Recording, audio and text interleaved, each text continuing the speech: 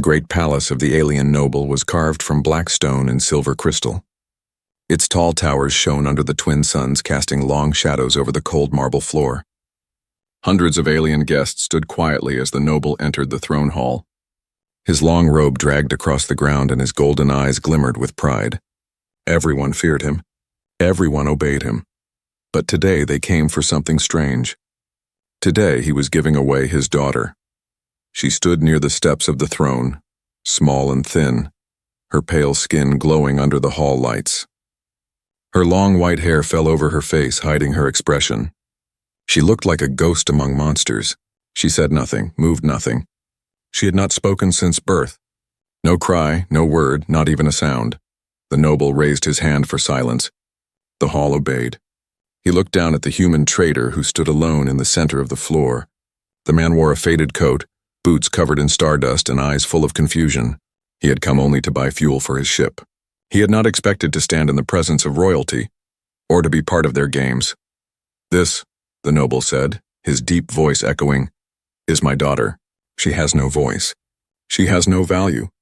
She brings no joy. She will be your gift," the crowd gasped.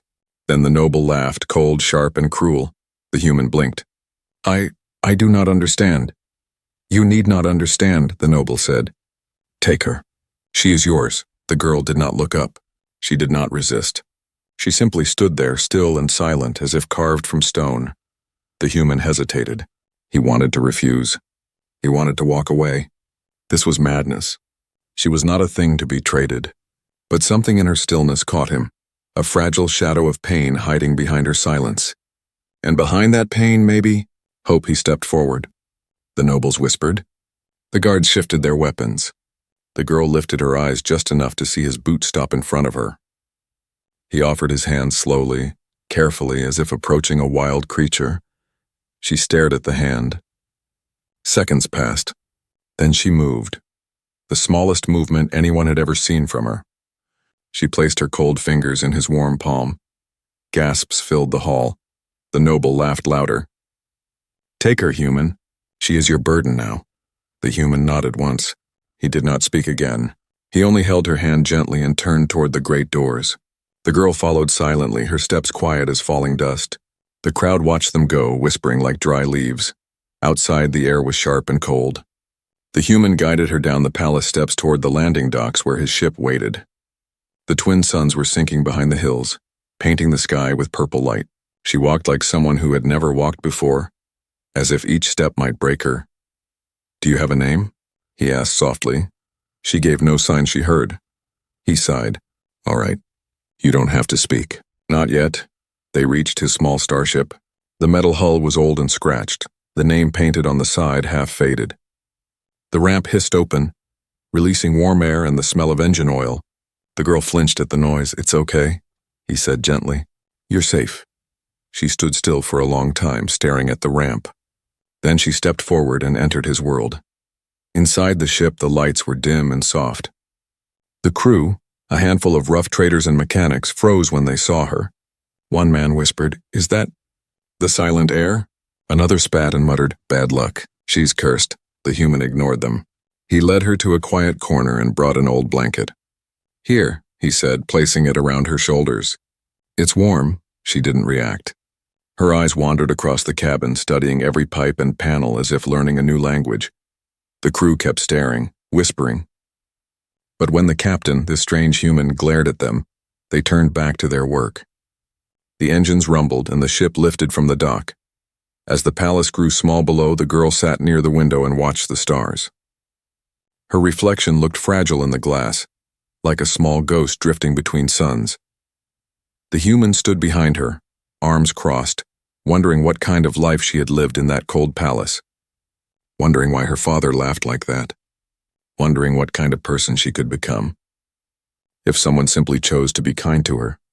The stars stretched into long silver lines as the ship jumped to faster-than-light travel. The girl didn't move, didn't speak. But for just a moment he thought he saw her hand tighten around the blanket, as if holding on to something new. Not safety, not love, but maybe the first fragile hope. The cargo ship hummed like a sleeping beast as it floated through the quiet void. Inside, the smell of engine oil and metal hung in the air. The human captain walked slowly through the narrow corridor, listening to the soft thrum of the ship's heart. Behind him, the silent alien girl followed. Her bare feet made no sound on the steel floor. The old blanket he had given her still wrapped around her shoulders, dragging slightly as she walked. She looked like a wandering ghost, small, fragile, and completely out of place among the rusted walls and glowing control panels. The crew watched her from the corners of their eyes. These were rough space traders, men and women who had crossed asteroid storms and fought off pirates. Nothing scared them. But she did. "Captain," whispered Jax, the mechanic. "Why is she here?" "She was given," the captain replied quietly. "Given?" Jax frowned. "Like a pet?" "Like a mistake," the captain said and walked away.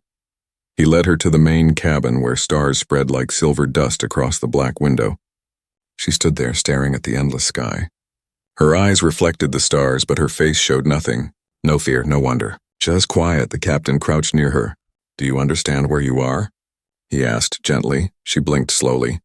"No sound," he sighed. He knew she might never answer. Still, something inside him whispered to keep trying. He set a small plate of food on the table, soft bread, warm broth. "Eat if you can," he said. She did not move. Hours passed. The ship drifted through dark space. Crew members walked in and out, giving her nervous looks. She never spoke, never ate, never even closed her eyes. She just watched the stars. The captain stayed nearby. He did not speak much either. He only sat at the opposite table, fixing an old tool, pretending not to watch her. But then something small changed. She turned her head. Slowly. Her eyes drifted from the stars to him. It was not a quick glance. It was quiet, careful. Her gaze lingered like a question. The captain froze. "Hello?" he whispered. She tilted her head slightly like she was trying to understand the sound. Then her lips parted just barely. No words came out, only a breath, soft and short. It was nothing. It was everything. His heart thumped once hard. The crew had been right. She was strange, broken, silent, but maybe not empty. Later that night, the ship trembled as it passed through a belt of icy meteors. Shards of frozen rock scraped the hull, leaving glowing scratches. The crew shouted in alarm. The captain ran to the controls. "Hold her steady," he yelled. The ship shook violently. Tools clattered to the floor. A pipe burst, spraying steam across the cabin. Through the chaos, he caught a glimpse of her, still sitting by the window. The stars spun wild behind her, but she did not flinch. Instead, she moved for the first time. She stood up, gripping the edge of the table as if she had decided to stand against the storm itself. He rushed toward her, shouting, "Stay low!" A heavy wrench flew loose from the ceiling. He threw himself in front of her, blocking it. It struck his shoulder with a sharp crack. Pain shot through his arm, but he stayed upright. The ship finally cleared the meteors. Silence returned, thick and heavy. Steam drifted across the floor. Alarms faded, and she was standing very close to him. Her hands trembled slightly as they touched his sleeve. Her eyes were wide, not with fear, but something new. Concern. She lowered her gaze to his injured arm. Her lips shaped a soundless word. Safe. He didn't hear it, but he understood. Hours later, the crew slept in their bunks. The ship was quiet again, only the soft hum of its engines filling the air. The captain walked past the cabins, then stopped. She was still awake. She had moved from the window to the floor. A scatter of star charts surrounded her. She traced the constellations with her finger, connecting dots of ink with delicate lines. He stood there silently, watching her work. She wasn't lost anymore. She was studying the universe like someone who wanted to understand where she truly belonged. She looked small but not empty. She looked quiet but not weak. And for the first time he thought, maybe she wasn't broken at all. Maybe she was waiting, like a locked door, holding something powerful behind it. He didn't know if she would ever speak. But he knew this. Her journey had just begun. The ship drifted through endless black, far from any suns, wrapped in the quiet that only deep space could hold. Most of the crew slept, curled in their bunks, dreaming of warm planets and bright markets. But she did not sleep. And neither did he. The human captain sat in the dim glow of the control cabin, fixing a broken sensor coil with slow, tired hands. He worked silently, but his thoughts were loud. She had been with them for 17 days now. 17 days of silence. 17 days of watching the stars and touching nothing. And yet, she had changed, not much, not in ways anyone else noticed. But he had. She no longer curled into the corner like a shadow. She now sat closer to the light. She no longer flinched when the engines roared awake. She no longer kept her eyes only on the stars. Sometimes, when she thought no one was looking, she watched him. That night, the ship floated through a nebula, a glowing sea of gas and dust painted in blue and gold. The lights dimmed as they entered the haze. Stars blurred behind soft clouds of color. It was like sailing through a dream. He rose from the pilot's chair and walked toward the cabin. She was there, sitting cross-legged on the floor, surrounded by the maps and star charts she had collected. Tiny shards of spilled stardust sparkled around her like fallen constellations. She was drawing. Her thin fingers moved carefully, dragging a piece of broken metal across the chart. She connected the dots on the paper, forming strange curved lines he didn't recognize. "You like the stars, huh?" he said quietly, crouching nearby. She froze. Her hand stopped moving. Then slowly, like a cautious bird, she looked up at him. Her eyes glowed faintly under the nebula's light. "These are roots?" he asked, pointing at the strange pattern. No answer. She blinked, then turned the paper so he could see. The shapes weren't random, they were paths weaving between gravity wells, hidden lanes between the stars. He stared, amazed. "You mapped this from memory?" Her lips parted just slightly. Her throat moved as if trying to push something out. Then it came. A sound. Small. Soft. Fragile. Like the breath of starlight. Like the first crack in an endless wall. It was not a word. Not even a syllable. Just a hum. But it was real. His heart stopped. The hum faded quickly, almost lost to the hum of the engines, but it had been there. Her voice. She flinched, pulling the paper close as if she had done something wrong. "No, hey," he whispered. "It's okay." Her eyes flickered with something. Fear, hope, maybe both. She turned back to her map, shoulders trembling. He sat there a long time, saying nothing more. He didn't need to, because for the first time she had chosen to make a sound, and that meant she was beginning to trust him. The next morning, the ship crossed a quiet drift field. The crew gathered for their meal. They spoke in low voices, stealing glances at her. She sat at the far table, holding her chart. She didn't touch the food. She didn't look at them. But her eyes weren't as hollow as before. When the captain sat down across from her, she didn't move away. "You know," he said softly, "you're allowed to be loud if you want." She tilted her head. He saw the faintest spark of curiosity. "You don't have to be silent forever," he added. She didn't reply, but her fingers tightened slightly on the edge of her paper. That night, as the crew slept, he walked past her corner again. She had fallen asleep finally, curled under the blanket, her breathing soft and slow. The chart she had drawn rested near her hands. He picked it up carefully. It was beautiful, precise, strange. A map of the stars no human had ever seen before. He stared at it, then at her. This fragile girl, given away like trash, carried galaxies in her memory. And now, she had a voice, small and hidden, waiting to rise.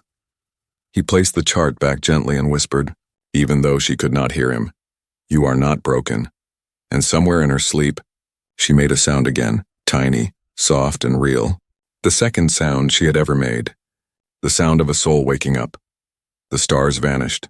One moment the ship sailed through silver starlight, and the next, darkness swallowed everything. No beacons, no planets, no sound except the ship's own breathing hum. The human captain stood on the bridge, staring at the black screen. The navigation system flickered, then died completely. The ship drifted blind, deep in the forgotten corridors between galaxies, and she was awake. She stood at the window, her small shape almost glowing against the dark. The faint light of the controls brushed across her pale face. She did not blink. She did not look away. The captain felt a strange chill. Space was never silent like this. Even silence usually had an echo, but this had none. This felt like the place sound came to die. He switched backup power. Nothing. Emergency lights. Nothing. Even the stars were gone. hidden by a strange black fog creeping across the hull. The crew whispered nervously. "Grave drift," said Jax, the mechanic. His voice shook. "Ships vanish here. Whole fleets." The captain ignored him and focused on her, because she wasn't afraid. She pressed her small palm to the glass, staring into the void like she recognized it, like she had seen it before. Then the ship shuddered, a slow, heavy impact. Something was out there. The crew panicked. Alarms failed to scream. Lights stayed dead. Only the cold thump of something brushing the hull again. And again. The captain moved fast. "Seal the engine bay." Jax on manual thrusters. Then he froze because she turned. And for the first time, her eyes weren't distant. They were wide, focused, bright. She walked toward him slowly, silent as drifting snow. Her white hair floated in the static-charged air. The blackness outside pulsed like a heartbeat. She stopped right in front of him, looked into his eyes. Then her lips shaped something, a word, silent. But he could feel it, not hear it. Like the sound moved inside his bones. "Hide." He didn't ask how she knew. He simply obeyed. "Kill all heat," he ordered. No lights, no motion. Everyone still. The crew obeyed instantly. Engines went cold. Air recyclers dimmed to whispers. The ship became a dead rock in the void. Outside, something huge slid past them. No lights, no shape. Just the crushing sense of being watched by something older than stars. The crew held their breath. Sweat dripped silently onto the floor, and she stood perfectly still, her small hand clutching his sleeve. The thing passed. Slowly. Endlessly. Then gone. The black fog began to fade. Stars returned, blinking like survivors. The ship breathed again. The captain exhaled shakily. He turned to her. "How did you—" but stopped, because her lips moved again. This time, sound came with it. "Safe," she whispered. It was the softest voice he had ever heard. Fragile as crystal, but it was real. The crew stared. No one spoke. She had never spoken before. Not in 17 days. Not in her entire life, and the first word she gave was for them. Safe. She stepped back like the word had taken all her strength. She lowered herself to the floor, curling the blanket around her shoulders. Her face was pale but calm. The captain knelt beside her. His voice was low, careful, like speaking to a wild star. "You saved us." Her eyes closed. She leaned against the wall, breathing slowly. She did not answer. She didn't have to. Because for the first time they all understood something. She had not been silent because she was broken. She had been silent because no one had ever been worth speaking to. The crew returned to their work, still shaken. The captain stayed a while longer, watching her sleep in the dim glow of the returning lights. She was small, fragile, and strange, but she had faced the darkness without blinking while they had trembled. And tonight, she had spoken one word, enough to change everything. The ship descended through the clouds of a forgotten moon, landing in a storm of red dust. The air was thin and sharp like broken glass. Old ruins stretched across the land, fallen spires, cracked domes, and shattered statues of creatures long extinct. They had come only to refuel. But destiny was waiting here. The captain powered down the engines and turned to the crew. 2 hours. Quick and quiet. The crew scattered, boots crunching on ancient stone. He checked the supply crates, then noticed her. She stood at the edge of the ruins, blanket trailing like a shadow, staring at the broken statues. The cold wind tangled her white hair. She looked different, not scared, not lost, like someone remembering something they had never been told. He walked toward her. "Stay close," he said softly. She didn't move. Her eyes stayed fixed on one ruined statue, a towering alien figure with glowing symbols carved across its chest. The captain followed her gaze. The statue's face was cracked away, but its hands were carved the same way as hers, thin, long, and sharp-edged, like folded starlight. Something about that chilled him. Then the air shifted. Figures appeared at the edge of the ruins, tall shapes wrapped in dark armor. Their masks hissed as they breathed. Their weapons glimmered with faint green light. Hunters, ancient blood trackers. They moved like shadows made of knives. One stepped forward and pointed at her. His voice was cold as stone. "She carries royal blood. Return her." The captain stepped in front of her. "No." The hunter tilted his head. She belongs to the throne. She was hidden, but the blood sings. We can hear it. She is not property, the captain said, voice low. She is not yours, the hunter replied. His hand moved toward his blade. The girl stepped out from behind the captain. Slowly, calmly, her blanket fell to the dust. The hunters froze. Her eyes were glowing faintly, soft white, like moonlight in water. The air around her vibrated like invisible strings being plucked.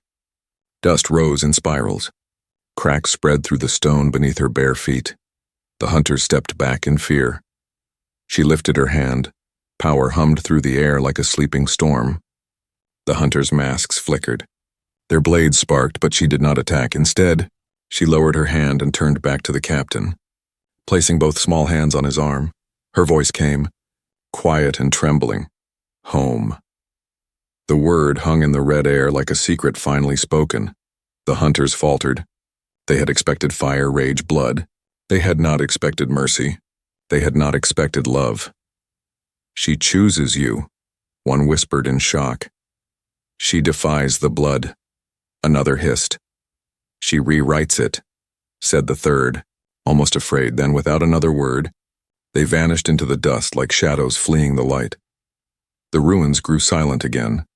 The captain stood frozen, heart pounding. She stood beside him, eyes dimming back to soft gray. The glow faded, leaving her small and quiet again. But he knew what he had seen, the power sleeping in her blood, the storm she had chosen not to release. He knelt to her level. You saved us again, he whispered. She said nothing. But she leaned her head gently against his shoulder, and for the first time he understood the truth. She was not weak. She was not cursed. She was the heir to something older than stars, and she had chosen not to be its weapon, but to be his. They left the ruined moon before sunset. The crew stayed silent, eyes wide, still shaken by what they had seen. She sat by the window again, the stars returning around her like old friends. Her voice was quiet, but now they knew. Inside her silence lived the power to shatter worlds and the kindness to never use it. The ship sailed through the silent edge of the Orion Veil, a thin mist of glowing dust drifting around the hull like frozen fireflies. The crew worked quietly, still haunted by what they had witnessed on the ruined moon. She had saved them. Again, but none of them spoke about it. Because none of them understood her except the captain. He stood alone in the engine bay, tightening loose bolts with his good arm. The wrench trembled in his grip, not from pain but from the memory of her eyes glowing like stars about to explode. She had power sleeping inside her, and it scared him, not because she might use it, but because she refused to. When he returned to the main cabin, she was there. She sat cross-legged near the viewing glass, bathed in the silver mist light of the nebula. The blanket had slipped from her shoulders. Her pale hair framed her face like frost, but something was different. Her lips moved slowly, silently, as if practicing. Her throat tightened, relaxed, tightened again. It looked painful, like dragging sound from a place where no one had ever gone before. He stopped in the doorway. Not daring to breathe, she closed her eyes, inhaled, exhaled. Then she whispered, his name. Not a sound like wind or hum, or broken breath. A word, soft, shaky, beautiful. His name. It cut through the cabin like sunlight. He froze. For 17 days, she had been a shadow, a gift no one wanted, a silent ghost of royal blood, and now her first real word was his. The wrench slipped from his hand and hit the floor. She flinched at the sound, then turned toward him. Her lips trembled, but she tried again. You. His heart stopped and started all at once. Yes, he said, voice breaking. Me. She stared at him like the word had opened something inside her, a locked door that had waited for centuries. Then tears touched her eyes. Just one, just enough. He crossed the room and knelt in front of her. Say it again, he whispered. Her mouth moved, slow and uncertain, shaping his name again, clearer this time. Her voice was like fragile music, the most human thing he had ever heard from someone not human at all, and the most beautiful. The crew gathered silently behind them, drawn by the sound. They watched in stunned silence. Jax whispered, She spoke. She chose to, said the captain softly. The girl blinked at the small crowd, unsure. Then she curled closer to the captain, clutching his sleeve. Her small voice trembled with a single sentence. "Don't leave." Gasps rippled through the crew. The captain's eyes burned. "I won't," he said. "Never." The ship shivered as it passed out of the nebula. Stars sharpened in the black. Somewhere far away, a radio beacon pinged, marking the border of their route. But in this small cabin, nothing else existed, because a girl who had been silent all her life had just spoken her first words, and made them about love.